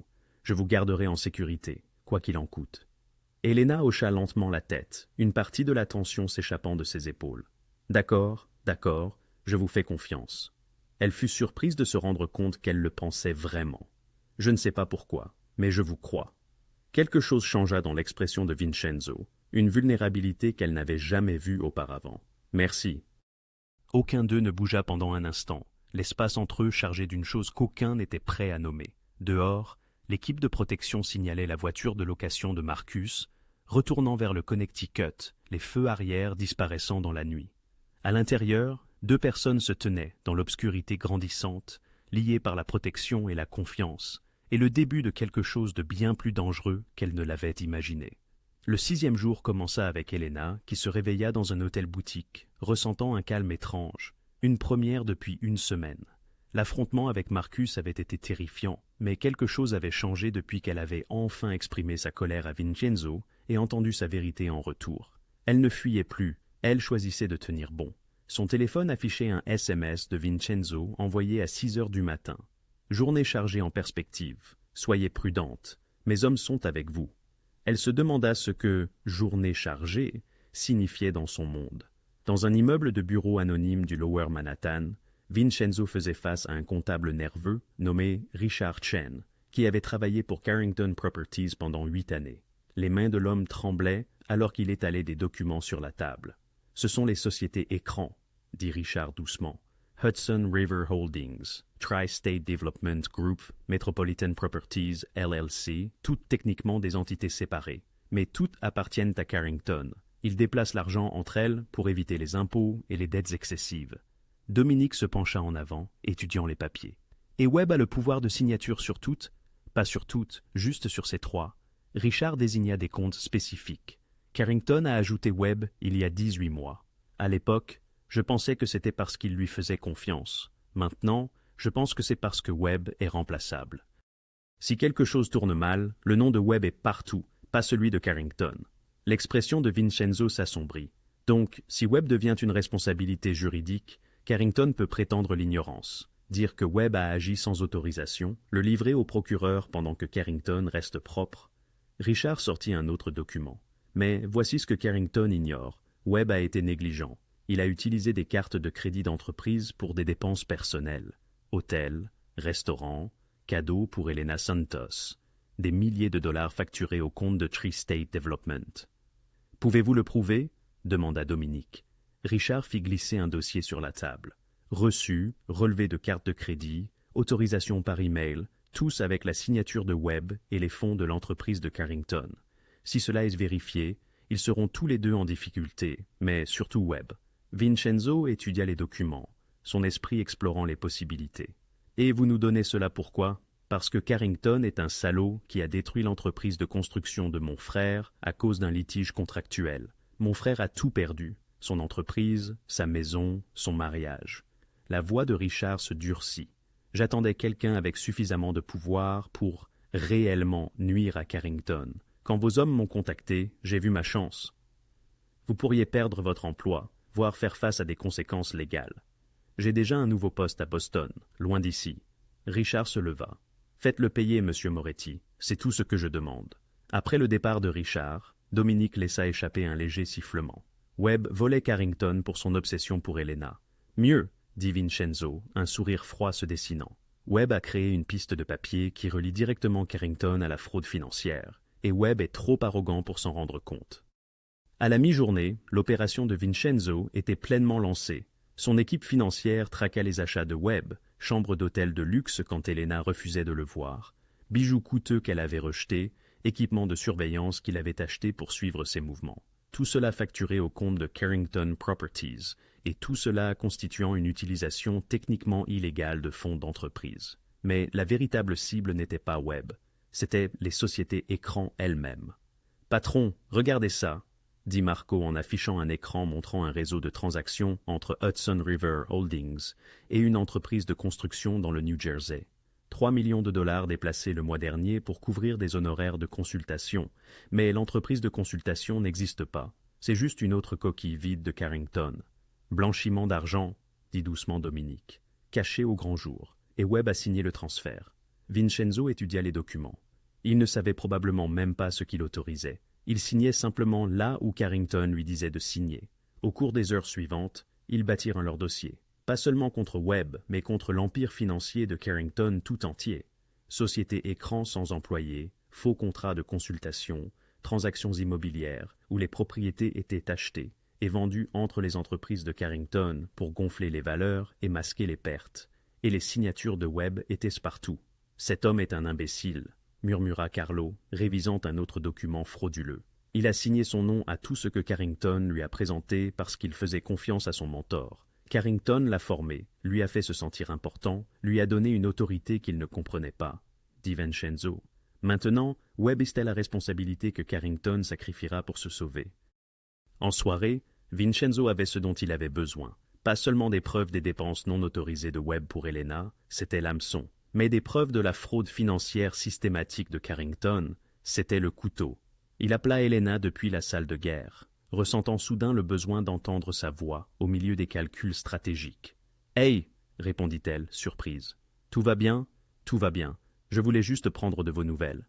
C'est vraiment gentil, en fait. » Il entendit son sourire à travers le téléphone. « Je vais bien. Je travaille depuis la chambre d'hôtel aujourd'hui. Vos hommes m'ont livré le déjeuner plus tôt. Carlo a des goûts étonnamment bons en matière de cuisine thaïlandaise. » Carlo est plein de surprises. Vincenzo sentit la tension se relâcher un peu. « Elena, demain soir, il y aura un gala de bienfaisance au Metropolitan Club, un événement mondain. Beaucoup de l'élite new-yorkaise. Carrington sera là. »« D'accord. » Elle semblait confuse de savoir pourquoi il lui disait cela. « Je veux que vous veniez avec moi. » Un silence. « En tant que quoi, exactement ?» demanda Elena avec prudence. « En tant qu'invité, en tant que quelqu'un en qui j'ai confiance. » Il fit une pause. « En tant que quelqu'un avec qui j'aimerais passer la soirée en dehors de tout ce chaos. Vincenzo, si Carrington me voit là-bas, laissez-le vous voir. Laissez-le voir que vous n'avez pas peur, que vous ne vous cachez pas. » Sa voix s'adoucit. « Et laissez Marcus Webb, qui en entendra parler à coup sûr, comprendre que vous avez tourné la page, qu'il n'a plus aucun pouvoir sur vous. C'est une partie de votre stratégie, n'est-ce pas ? » Mais elle ne semblait pas en colère. « Tu vas monter un coup demain soir. »« Oui, je l'admets, » répondit-il. « Mais ce n'est pas la raison de mon invitation. Je te demande de venir parce que je désire ta présence. La stratégie est une affaire distincte. » Un nouveau silence. « Alors, quelle tenue faut-il pour un événement mondain au Metropolitan Club ?» Vincenzo esquissa un sourire. « Je m'en charge. Dis juste oui. C'est fou. Probablement et certainement une mauvaise idée. Très probablement. »« D'accord, » déclara Elena, et il perçut une nouvelle fois le sourire dans sa voix. « Oui. » Après avoir raccroché, Dominique interpella son chef, les sourcils haussés. « Tu l'emmènes à l'événement où Carrington sera présent ?»« Je l'emmène parce qu'elle mérite d'y entrer la tête haute, et parce que je veux que tout le monde, surtout Carrington et Webb, comprennent exactement qui est Elena Santos sous ma protection. »« Et qu'est-elle pour vous, patron ?» demanda Dominique à voix basse. « Vraiment ?» Vincenzo jeta un œil aux documents éparpillés sur son bureau. Des preuves qui anéantiraient Marcus Webb et porteraient un coup sévère à William Carrington. Il y a une semaine, ce n'aurait été qu'un levier commercial pour récupérer ses 8 millions de dollars, 8 000 dollars. Mais maintenant, en voyant le nom d'Elena parsemé dans les dossiers obsessionnels de Webb, cela revêtait une dimension personnelle, sans lien avec l'argent. « Je ne sais pas encore, » admit Vincenzo, « mais je vais le découvrir. Dehors, le soleil se couchait sur Manhattan. Demain soir, au Metropolitan Club, tout allait basculer. Vincenzo Moretti s'apprêtait à montrer à la haute société new-yorkaise ce qu'il en coûtait de sous-estimer les personnes que l'on tentait de contrôler. Et Elena Santos, la femme qui, par un hasard inattendu, avait déboulé dans sa chambre 5 jours auparavant, serait à ses côtés. La robe envoyée par Vincenzo, d'une soie bleu nuit qui fluait comme de l'eau, était d'une élégance discrète. Elena se reconnaissait à peine dans le miroir. La femme qui lui faisait face n'était plus la jeune fille effrayée qui avait couru sous la pluie une semaine plus tôt. Celle-ci semblait à sa place dans le monde qu'elle était sur le point de côtoyer. Carlo la conduisit au Metropolitan Club, où Vincenzo l'attendait à l'entrée, vêtu d'un smoking impeccablement ajusté. Lorsqu'il la vit sortir de la voiture, son expression se transforma, mêlant l'appréciation à quelque chose de plus profond. « Vous êtes magnifique », dit-il simplement, lui offrant son bras. « Vous avez l'air dangereux », répliqua Elena en l'acceptant. Son sourire fut rapide et sincère. « Bien, c'est le but. » La grande salle de bal du Metropolitan Club était à la hauteur des attentes d'Elena. Lustres en cristal, serveurs en gants blancs. L'élite new-yorkaise y était regroupée, symbolisant privilège et pouvoir. Elena sentit les regards se poser sur eux à leur entrée, des murmures suivant leur sillage. « Ils nous regardent, murmura Elena. « Laissez-les faire. » La main de Vincenzo reposait légèrement sur le bas de son dos. Il se demande qui vous êtes et pourquoi Vincenzo Moretti introduit une nouvelle personne dans leur petit royaume. De l'autre côté de la salle, Elena l'aperçut, William Carrington, aux cheveux argentés et à l'allure imposante, entouré d'admirateurs. Il remarqua Vincenzo, et son expression fut traversée d'une légère inquiétude avant de se figer dans une neutralité calculée. « Il sait que vous êtes là, » dit Elena. « Il sait que je suis là avec vous. C'est ce qui compte. » Vincenzo la conduisit vers le bar.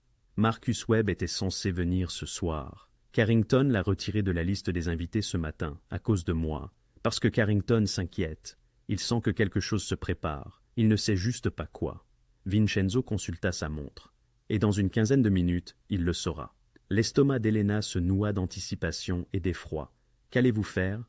Avant que Vincenzo ne puisse répondre, Dominique apparut à ses côtés. Tout est en place, patron. Richard a confirmé que les emails sont partis, voilà 10 minutes. Parfaitement synchronisés. Vincenzo se tourna vers Elena. « Venez avec moi, je vais vous montrer quelque chose. » Il la guida à travers la foule, saluant poliment les invités sans jamais s'arrêter, jusqu'à un balcon surplombant la salle de bal. L'espace y était plus calme, en retrait de la fête, mais offrait une vue parfaite sur ce qui s'y déroulait. « Observez, » dit Vincenzo doucement. Pendant quelques minutes, rien ne se produisit, puis Elena le vit, un imperceptible mouvement près de l'entrée. Des gens vérifiant leur téléphone, se penchant l'un vers l'autre, murmurant avec une urgence croissante. L'élégante atmosphère de la soirée commençait à se fissurer. « Que se passe-t-il » demanda Elena. « Chaque grand média de New York vient de recevoir un dossier anonyme, » expliqua Vincenzo, sa voix empreinte de froideur. Des documents financiers révélant une fraude systématique au sein des propriétés Carrington. Sociétés écrans, faux contrats de conseil, blanchiment d'argent, le tout lié à l'empire de William Carrington. Elena retint son souffle. Les documents d'hier et la signature de Marcus Webb figurent sur la plupart d'entre eux, surtout les plus compromettants. Le regard de Vincenzo suivit Carrington à travers la salle de bal. Il pensait qu'il allait prendre ses responsabilités. Il n'avait pas compris qu'il était le bouc émissaire désigné. Dans la salle de bal, les murmures s'étaient transformés en un sourd brouhaha. Carrington était entouré de personnes lui montrant leur téléphone, leur visage allant du stupéfait à l'accusateur. Son calme si soigneusement maintenu volait en éclats. Mais le meilleur, poursuivit Vincenzo, c'est la deuxième série de documents qui vient d'être envoyée à la SEC et à l'IRS. Les relevés de cartes de crédit personnelles de Marcus Webb, révélant des milliers de dollars de dépenses non autorisées prélevées sur les comptes des propriétés Carrington, hôtels, cadeaux, matériel de surveillance. Tout l'argent qu'il a dépensé à vous traquer, Elena. Tout cela volé à son mentor. Elena vit le visage de Carrington pâlir alors que quelqu'un, probablement son avocat, lui montrait quelque chose sur une tablette. « Oh mon Dieu, Marcus Webb a utilisé les fonds de l'entreprise pour vous terroriser. Et William Carrington a approuvé les comptes qui ont rendu cela possible, même s'il n'en connaissait pas les détails. » Le sourire de Vincenzo était glacial. En ce moment même, chaque organisation de presse de la ville essaie de vérifier les documents. Dès demain matin, ce sera le plus grand scandale financier de l'année. En contrebas, Carrington se frayait un chemin à travers la foule vers la sortie, son téléphone pressé contre l'oreille, son masque soigneusement élaboré, complètement brisé. Les autres invités s'éloignèrent de lui, personne ne voulant être associé au scandale qui se déroulait en temps réel. « Carrington va jeter Marcus sous le bus pour se sauver, » dit Elena calmement. « Il est probablement déjà en train d'appeler ses avocats pour rédiger une déclaration. Marcus Webb a agi sans autorisation. Nous sommes choqués et consternés. Coopération totale avec les enquêteurs, » ajouta la voix satisfaite de Vincenzo. « Marcus Webb sera arrêté d'ici une semaine. Carrington survivra, mais il sera endommagé, sa réputation salie, ses relations politiques remettant en question leur association. Et vos 8 millions de dollars, 8 000 dollars, seront payés d'ici lundi matin. Carrington ne peut pas se permettre plus d'attention sur ses finances. Il voudra que cela soit réglé discrètement et rapidement. » Vincenzo se tourna pour lui faire face. Mais il ne s'agissait jamais uniquement d'argent, Elena. Elle le savait désormais. Il s'agissait de justice pour elle, pour la mère de Vincenzo, pour tous ceux qui avaient été contrôlés par une personne plus puissante. Marcus est anéanti. Marcus s'est détruit lui-même au moment où il a cru pouvoir posséder une autre personne. Je me suis juste assuré que tout le monde puisse le voir. L'expression de Vincenzo s'adoucit. Comment vous sentez-vous? Elena regarda la salle de bal, le chaos de la soirée, les puissants s'agitant pour prendre leur distance d'un homme qui l'avait terrorisé pendant deux ans. Elle s'attendait à se sentir triomphante, vengée. Au lieu de cela, elle ressentit quelque chose de plus complexe. Un soulagement mêlé de tristesse pour la jeune fille, naïve qui avait cru Marcus quand il lui avait dit qu'il l'aimait, et une étrange gratitude pour l'homme dangereux qui se tenait à ses côtés et qui lui avait donné quelque chose que Marcus n'avait jamais fait, le choix de se tenir droite et de se battre. « Je me sens libre », dit-elle finalement, effrayée, mais libre. Effrayée de quoi? De vous. Elle croisa son regard directement. De la puissance que vous détenez, de ce que vous pourriez faire si vous le vouliez, de ce que signifie le fait que je commence à vous faire confiance malgré tout. Vincenzo resta silencieux un instant. Les sons de la fête perturbés montaient d'en bas. Je n'utiliserai jamais ce pouvoir contre vous, Elena. J'espère que vous le savez. Je le sais.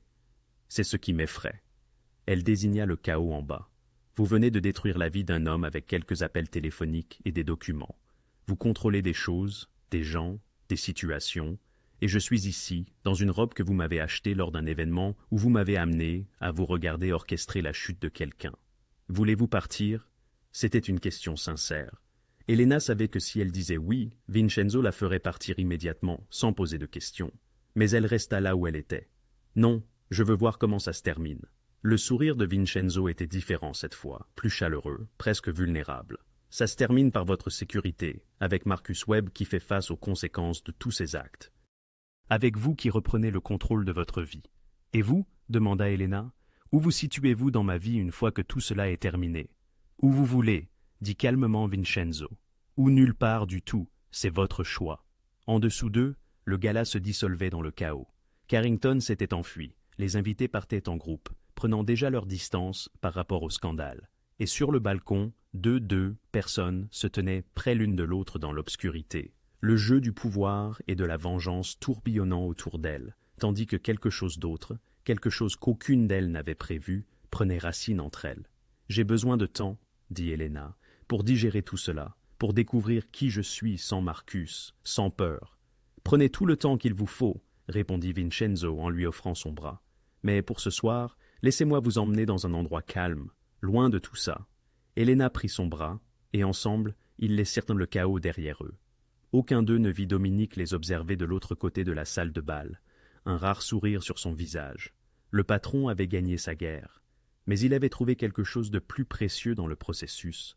Le lendemain matin du gala, Elena se réveilla au son de son téléphone, alertant de nouvelles. Tous les grands médias couvraient l'histoire. Un dirigeant de Carrington Properties impliqué dans une fraude financière, Marcus Webb, étoile montante ou criminel d'entreprise. Le milliardaire William Carrington fait face à une enquête de la SEC. Elena parcourait article après article, le visage de Marcus affiché en gros titres, son image soigneusement bâtie anéantie en une seule nuit. Le jeune prodige était désormais une triste leçon. Son téléphone sonna. Vincenz. « As-tu dormi » demanda-t-il, sa voix rauque, comme s'il n'avait pas fermé l'œil. « Un peu, et toi ?»« Pas beaucoup. J'ai géré les conséquences. » Il marqua une pause. Marcus Webb a été arrêté il y a 1 heure. Multiples chefs d'accusation, détournement de fonds, fraude, utilisation non autorisée de fonds d'entreprise. Ses avocats négocient déjà un accord de plaidoyer. Elena s'assit sur le lit de l'hôtel, la réalité s'installant. C'est vraiment fini.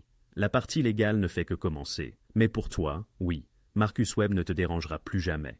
Il risque entre 5 et 10 ans de prison s'il était reconnu coupable. Et les avocats de Carrington veillant à ce qu'il assume seul sa chute. Elle aurait dû ressentir plus de triomphe, de vindicte, quelque chose.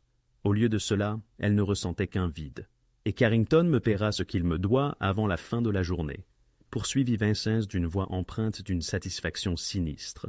8 millions plus les intérêts, plus 2 millions supplémentaires pour mon dérangement. Sa réputation est en lambeaux.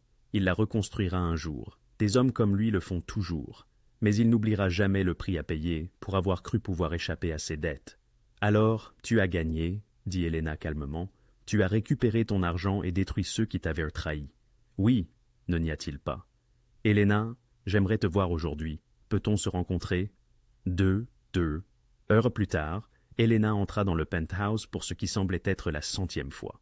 Mais cette fois, tout était différent. L'aménagement du quartier général avait disparu. La suite ressemblait à nouveau à une simple chambre d'hôtel de luxe, paisible et silencieuse. Vincenzo se tenait à la fenêtre, toujours dans les mêmes vêtements que la veille au soir, l'air plus humain qu'elle ne l'avait jamais vu, fatigué, incertain, vulnérable. « Merci d'être venu, dit-il. Tu as demandé, je suis venu. » Elena posa son sac à main. « Alors, que se passe-t-il maintenant?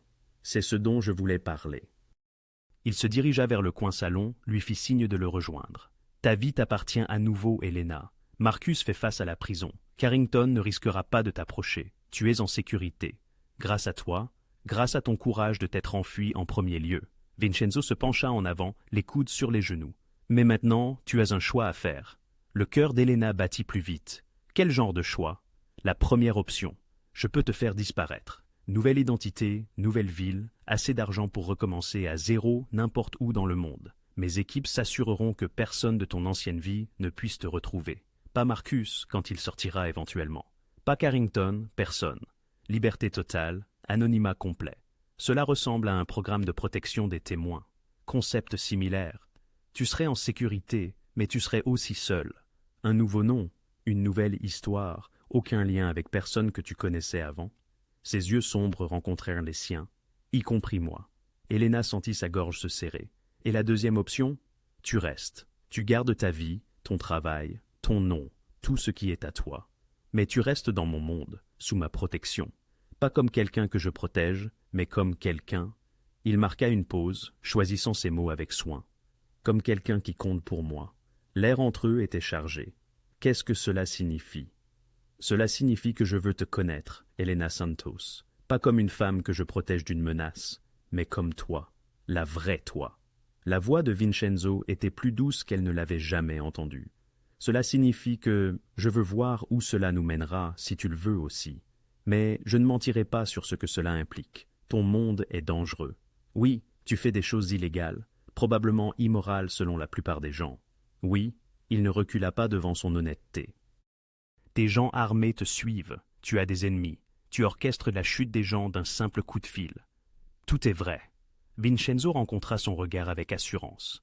Je suis exactement ce que tu penses que je suis, Elena. Je ne suis pas Marcus, je ne te contrôlerai jamais, ne te ferai jamais de mal, ne t'enlèverai jamais tes choix.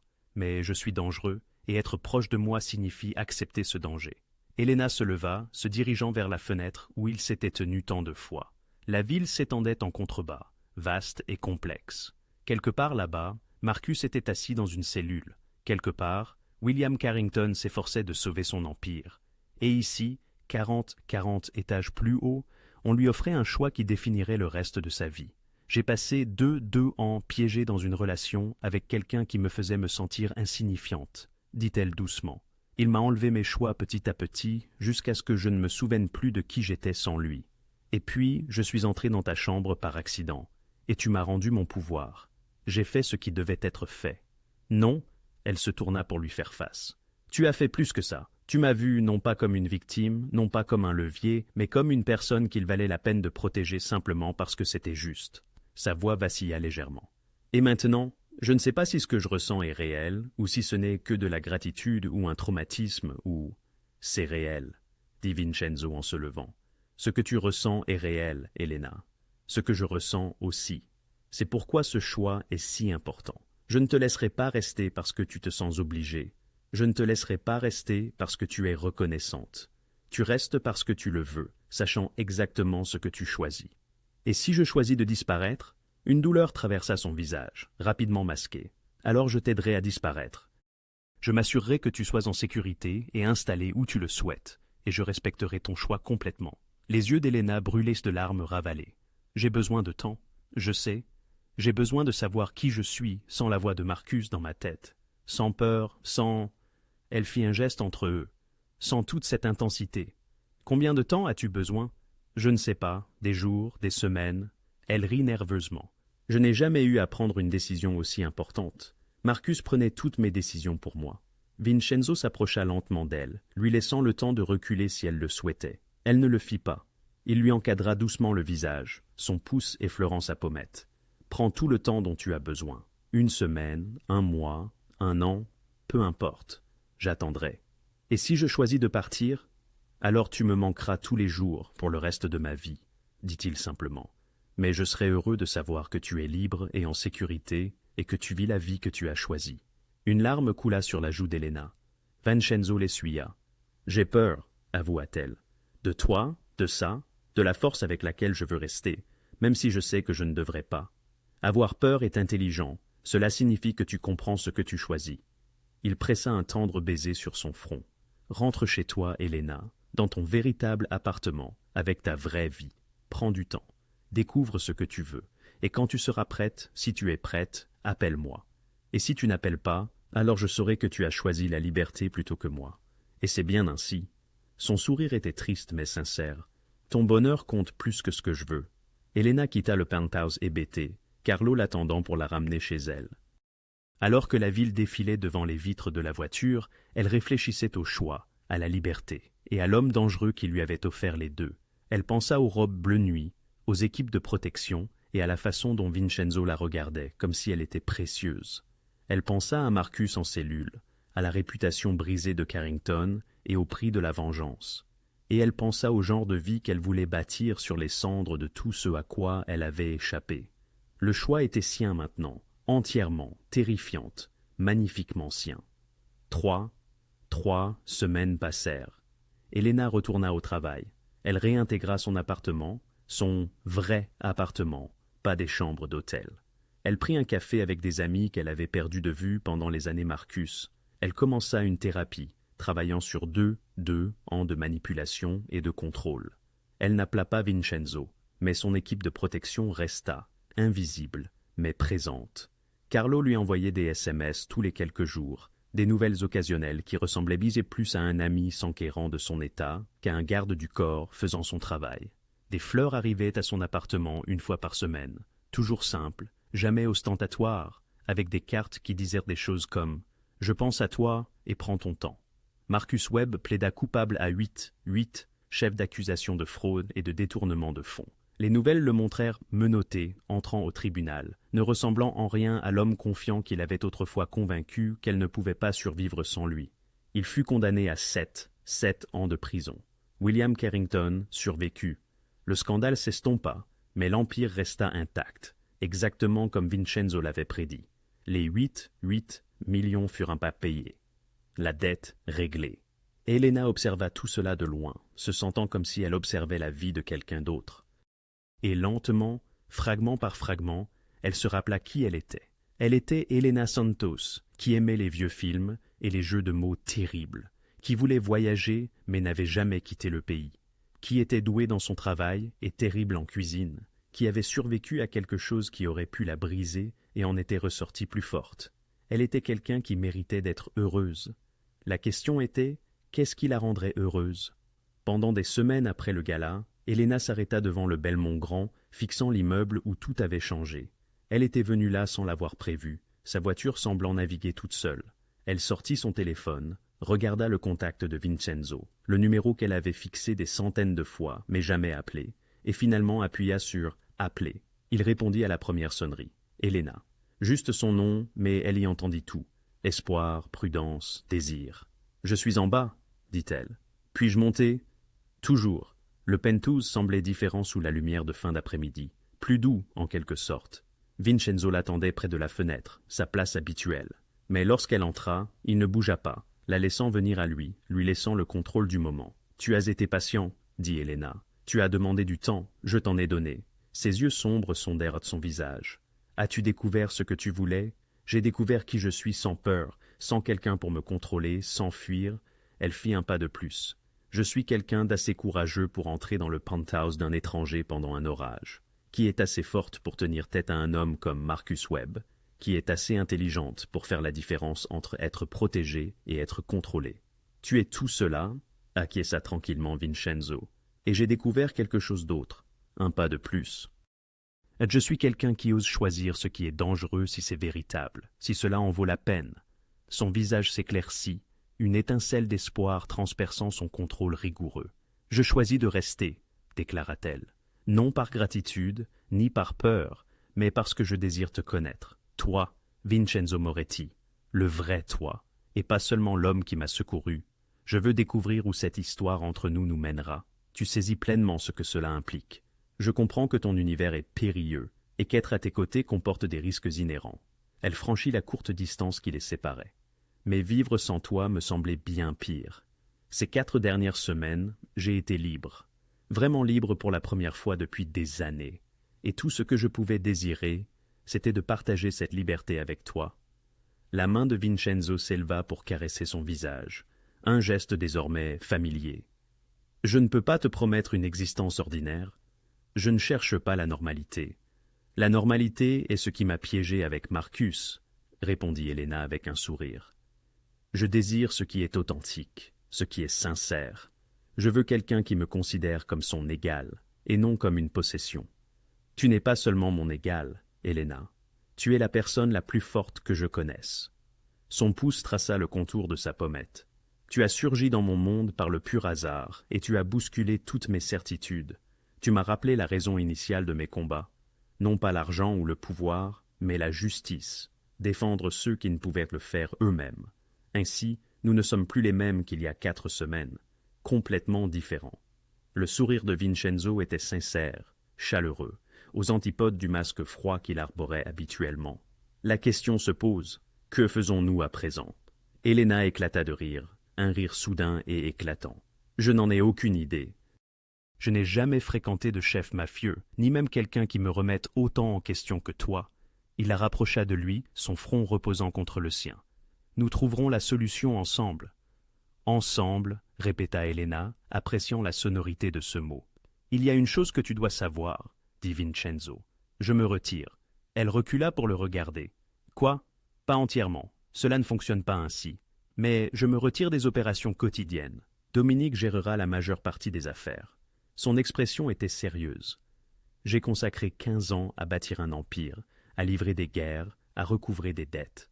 Puis tu as fait irruption dans ma vie et m'as fait prendre conscience que je désirais autre chose. Que désires-tu? Une vie. Une vraie vie. Sa main chercha la sienne. Leurs doigts s'entrelacèrent. Avec toi. Si tu de moi, je conserverai toujours mon pouvoir, mes relations, ma protection. Cela ne disparaîtra pas, mais je souhaite les utiliser différemment, pour des personnes comme toi, comme ma mère. Des gens qui ont besoin de quelqu'un de puissant pour les défendre, au lieu de les combattre. Les yeux d'Elena s'emplirent de larmes, des larmes de joie cette fois. Tu es tout à fait sérieux. Tu m'as transformé, Elena Santos. Il posa un baiser sur son front, ses lèvres frôlant les siennes. Alors je te le demande. Resteras-tu, pas seulement ce soir, mais resteras-tu réellement et construisons ensemble cette vie? Elle répondit en annulant la distance, l'embrassant avec toute la peur, l'espoir et le choix qui l'avait amené à cet instant. Il réagit immédiatement, ses bras l'enlaçant, la serrant comme si elle était précieuse et dangereuse, et tout ce qu'il avait attendu.